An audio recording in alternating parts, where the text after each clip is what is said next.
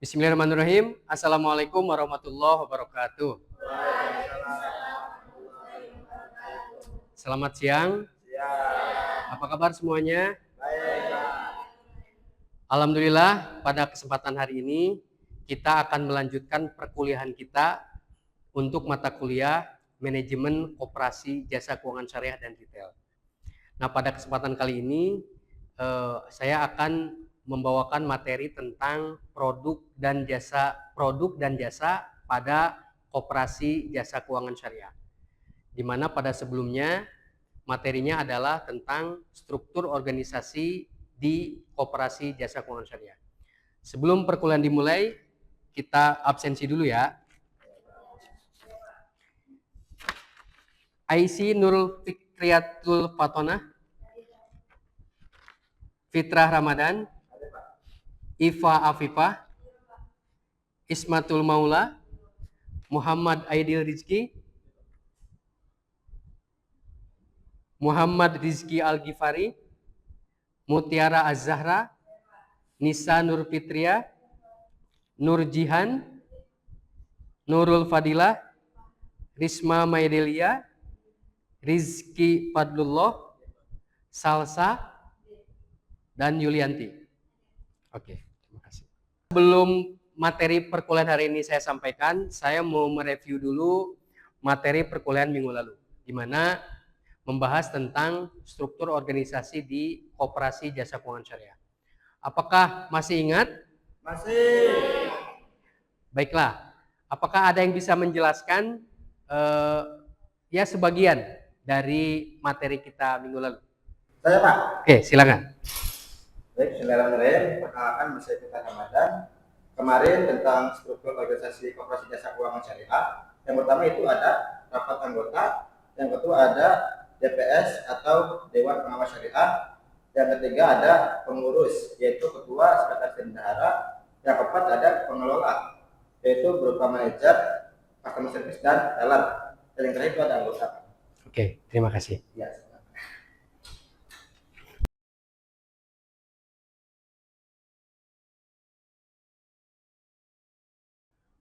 Berdasarkan rencana pembelajaran semester, untuk materi perkuliahan hari ini yaitu tentang produk dan jasa dari koperasi jasa keuangan syariah.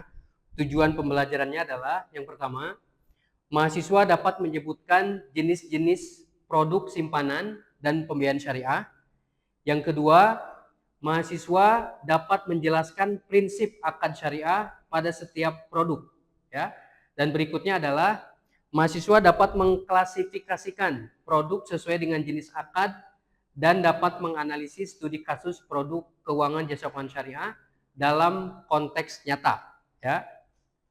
Serta dapat menyusun inovasi produk syariah sesuai dengan kebutuhan anggota dan tren industri saat ini. Hari ini kita akan membahas materi perkuliahan tentang produk dan jasa di koperasi jasa keuangan syariah. Sebelum kita ke materi, kita simak dulu video berikut ini.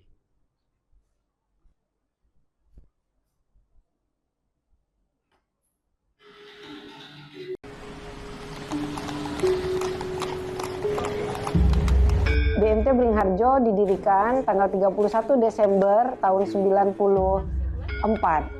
Dan pertama kali kami berada di Serambi Masjid Mutakin Pasar Beringharjo. Dan pendirinya kami ada 3 orang, semua perempuan. Di Serambi Masjid nggak punya meja, nggak punya kursi, nggak punya mesin tik gitu ya, nggak punya sepeda motor. Dan alhamdulillah sekarang karyawan kami hampir 200. Dengan pengelolaan aset tahun 2020 sudah menyentuh angka 200 miliar. Anggota yang kami kelola hari ini sebanyak 25.300 di 5 provinsi, di 51 pasar tradisional. Market atau segmen kami adalah pasar tradisional. Kenapa? Karena transaksi terjadi. Kita ingin memberikan, menyebarkan kemanfaatan karena UMKM kita itu di angka 99% loh Mas. Jadi artinya kalau kita mendirikan satu koperasi bernama BNT, dimanapun hari ini saya bilang prospek Kenapa? Karena segmennya itu adalah UMKM. UMKM kita tuh bertebaran di mana-mana gitu. Dimanapun BMT berada, kami ingin memastikan kami manfaat keberadaannya.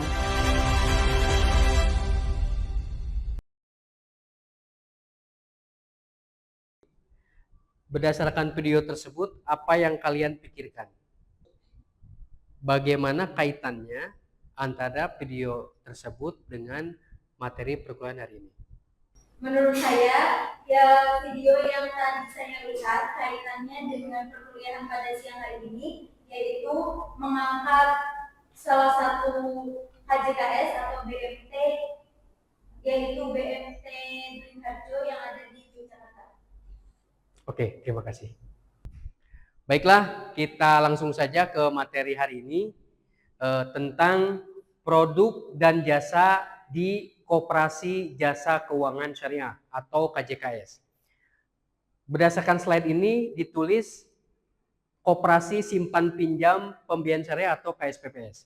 Jadi pada hakikatnya Koperasi Jasa Keuangan Syariah itu namanya nama lembaganya itu lama. Kalau selain dari Koperasi Jasa Keuangan Syariah, mungkin tahu juga tentang namanya BMT, Baitul Mal wa Tamwil ya, atau BMT. Terus ada juga yang tertera di sini adalah Koperasi Simpan Pinjam Pembiayaan Syariah. Jadi 3 nama ini hakikatnya sama. Ada KJKS, ada BMT, ada KSPPS. Nah, kalau KSPPS ini merupakan identitas baru. Identitas baru dari tadi Koperasi Jasa Keuangan Syariah atau BMT. Ya. Oke, next. Oke, sebagai pengantar bahwa KSPPS ini ya merupakan koperasi yang bergerak dalam bidang simpan pinjam ya. Jadi bisa menyimpan dan meminjam ya. Tapi tadi menggunakan prinsip-prinsip syariah. Nah, yang kedua, menjadi solusi keuangan yang bebas riba, di mana akad-akad di KJKS atau KSPPS ini ya. Nah, tujuan utama dari KJKS atau KSPPS ini ya, salah satunya adalah membantu anggota masyarakat secara adil dan berkelanjutan dalam hal ekonomi tentunya. Baik, silakan perhatikan grafik data gambar di depan kalian ya. Di sini ada data dari Otoritas Jasa Keuangan terkait dengan pelaporan jumlah penerima pinjaman online. Datanya per Mei 2023 ya. Kalau dilihat dari grafik ini ya, per Mei 2022 jumlah nasabah yang mempunyai rekening pinjaman online itu sebesar 15.300.000-an orang yang punya rekening pinjaman online ya.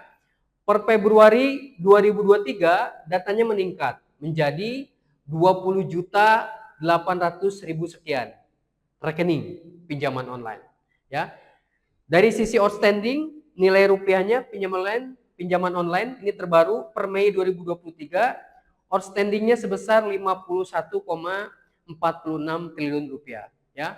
Jadi dari sini nanti kita belajar apa kaitannya dengan tadi produk dan jasa yang ada di KJKS atau KSPPS itu sendiri.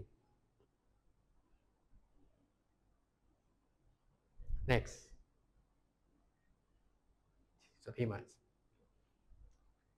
Selanjutnya, ini ada data anak muda banyak terjebak pinjaman online. Ya, ini berdasarkan statistik usia. Ya, untuk usia lebih kecil dari 19 tahun, ya, jumlah penerima atau nasabahnya ini bervariasi. Ya, dari 65.000 sekian orang sampai 72.000 sekian orang ya.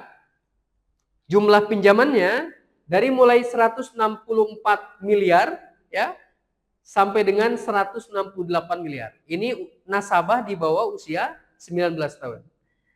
Untuk usia 19 sampai 34 tahun ini lebih tinggi lagi ya.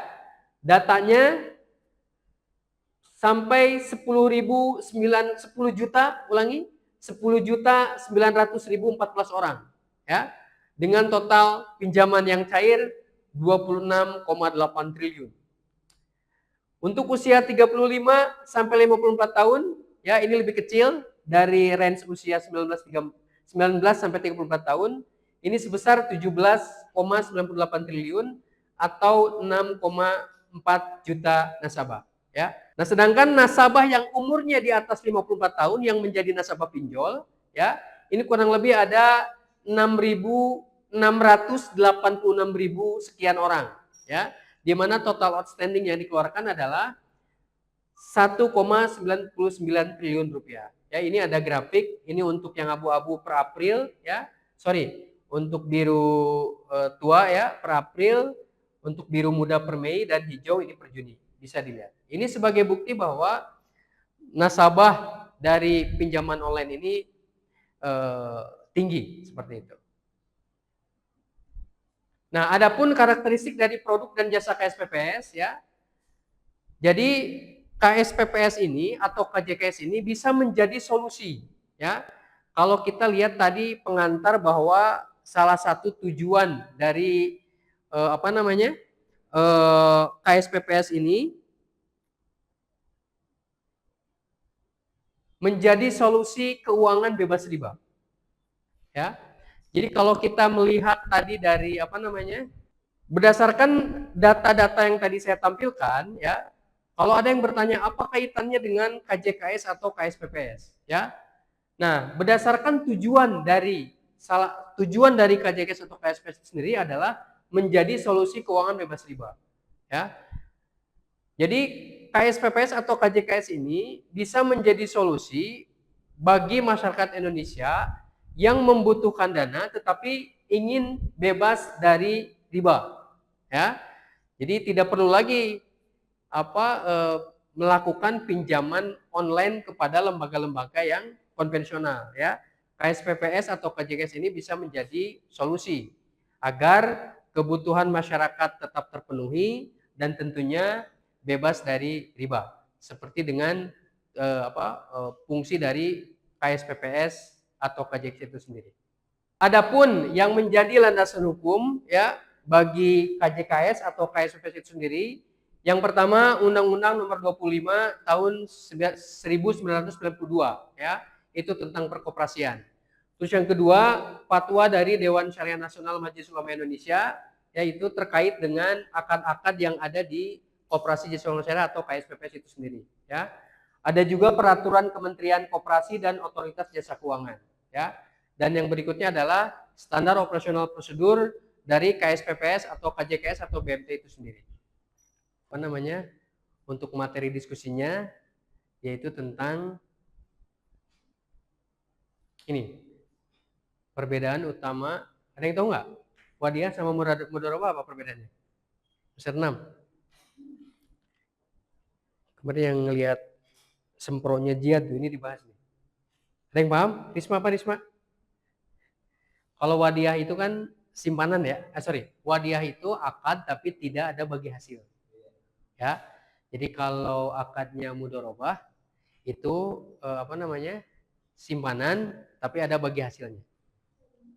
Oke? Qardul Hasan tahu? Yang tahu akad Qardul Hasan? Akad Qardul Hasan itu akad yang talangan, ya. Jadi kalau minjem 1 juta dibalikinnya 1 juta. Jadi bukan murabahah, bukan musyarakah, bukan. Memang murni Qardul Hasan.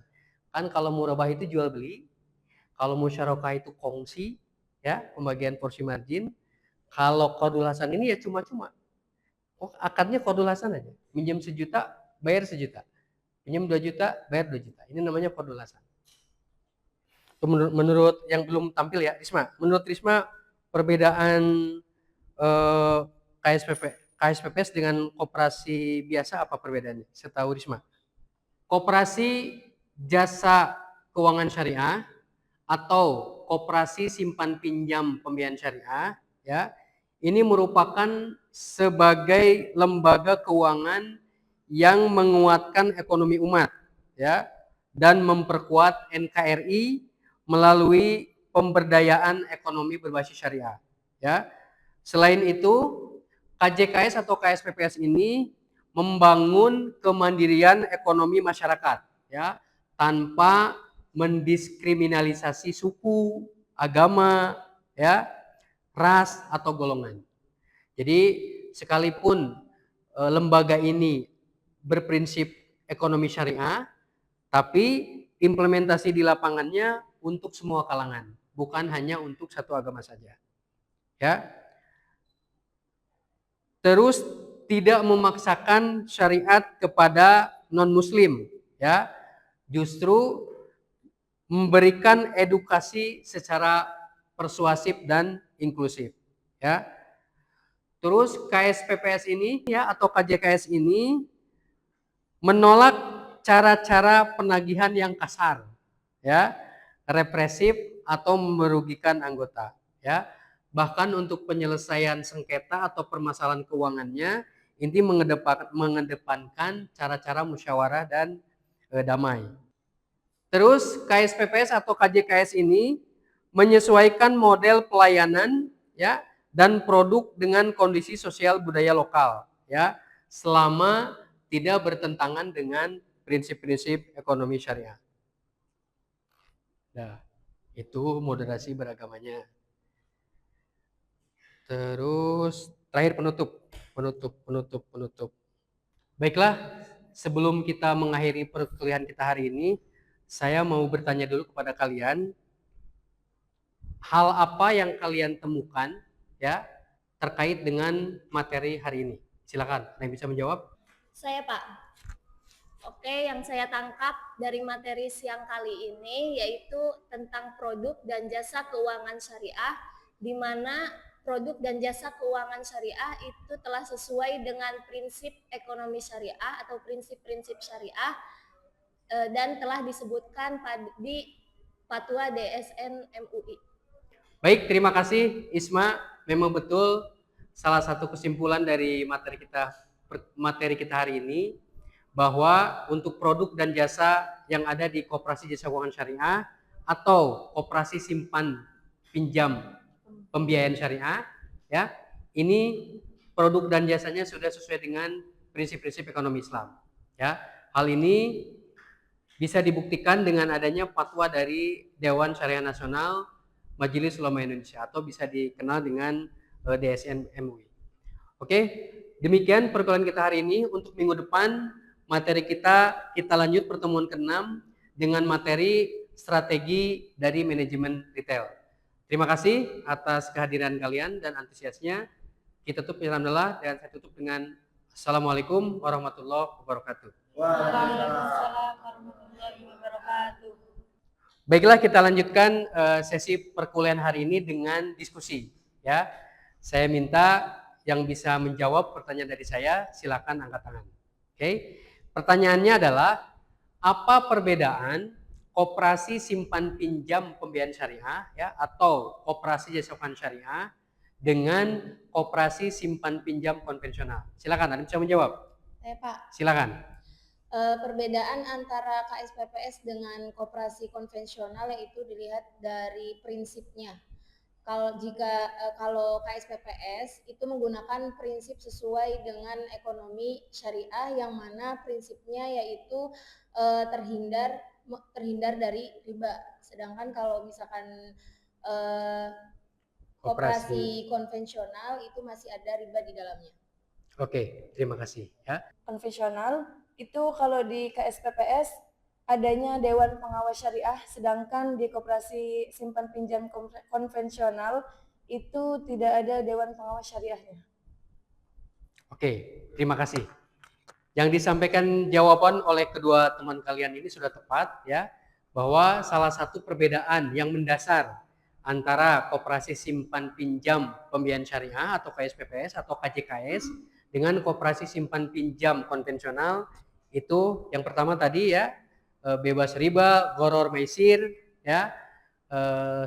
Yang berikutnya itu adanya Dewan Pengawas Syariah di KSPPS atau KJKS, sedangkan di koperasi simpan pinjam konvensional itu tidak ada.